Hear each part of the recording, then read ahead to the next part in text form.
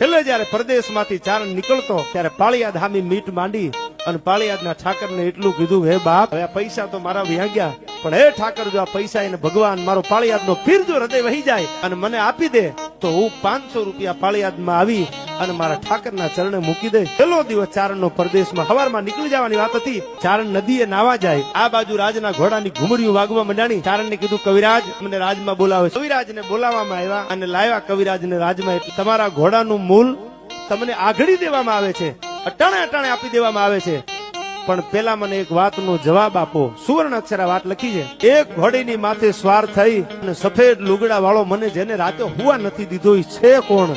સાહેબ, તેદી પરદેશની કચારીમાં ઉભો સૌરાષ્ટ્રનો ચારણ જવાબ આપે છે કે ઈ દરબાર રાજા બીજો કોઈ નહીં હોય, પણ મારી ધારણા ખૂટીને તેદી મેં પાળિયાદ સામે મીટ માંડીને વિહળા નાથને ભલામણ કરી દીધી. એ બીજો કોઈ ન હોય, મારો વિહામણ પોતે હોય. અને તેદી 15,000 રૂપિયા તો આપી દીધા અને ઉપરથી એમ કીધું, કવિરાજ, જે તમારી 500 ની માનતા છે ને એ રાત તરફથી દેવામાં આવે છે, અને કયો તો હું પાળિયાદ આવી અને માનતા કરી જાઓ, પણ પાળિયાદના ઠાકરને કહેજો કે હવે મારી ઉપર હમી દ્રષ્ટિ રાખે. સાહેબ,